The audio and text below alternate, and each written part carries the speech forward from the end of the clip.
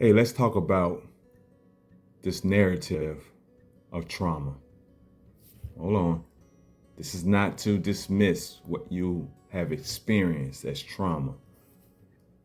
But if you don't mind, I would like to challenge the narrative of trauma. You see, there's a lot of talk in the mental health industry about how childhood trauma affects us as we begin to become adults.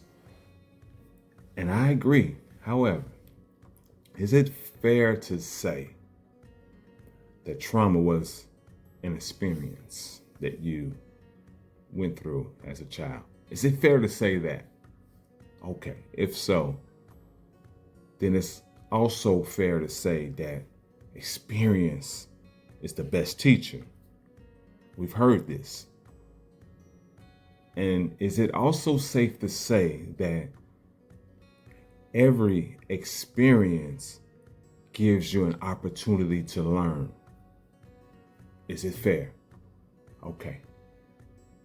Now, here's my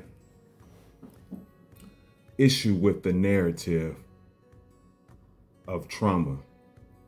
Because in my opinion, since this culture doesn't promote self-love, in my opinion, this narrative allows us to be stuck in fear. Because if it doesn't promote love, it promotes fear.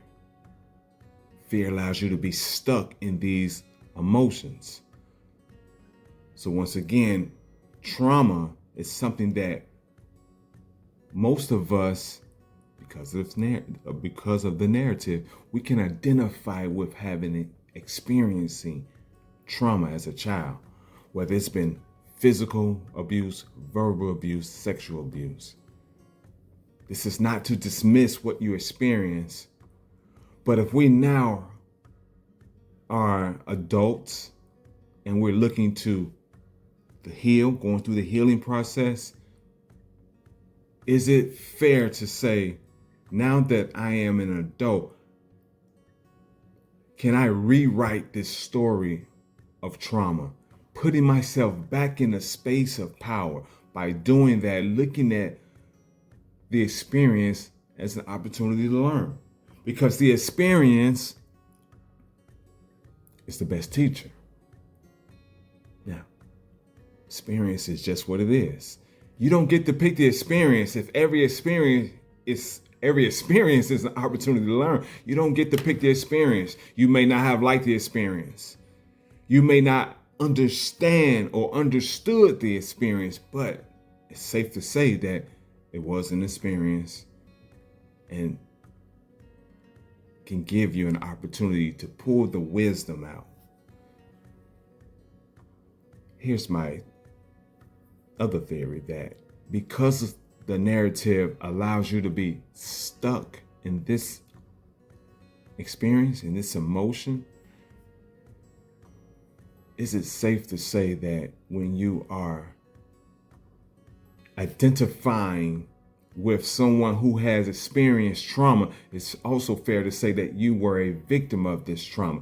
And one thing about the subconscious mind, once it identifies as being a victim, it only shows you reflections in your reality of what's inside. So we must be mindful of adopting, did I say that word right? Adopting this narrative of experiencing trauma, because only victims experience trauma. And if you're a victim to one aspect of your life, your subconscious only has one job, and it's to show you what you identify with. It reflects what's inside.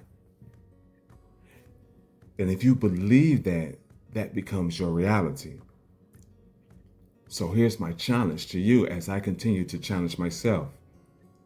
Because just because you believe something doesn't make it true. However, if you believe it to be the truth, it becomes your reality. So let's put ourselves back in a space of power. How do you do that? By becoming a student, pulling out the wisdom of that experience, because there's another narrative that goes often used knowledge is power, right? We understand that. And we understand that there's power in love. So in order to move from a space of fear to love, it's becoming a student. Knowledge is power, power is love. Now I'm moving from dark fear to in the light of love. Come on now.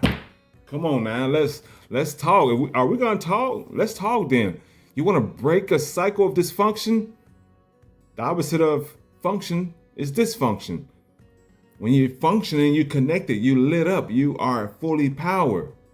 When you're dysfunctional, you're disconnected, left in the dark, and that's where fear lives, that's where fear grows. And as long as you continue to identify with someone who has experienced something that happened to them that keeps you in a victim mode, it's not your fault. It's not your fault. But now it's your responsibility, because one thing for sure is awareness brings responsibility.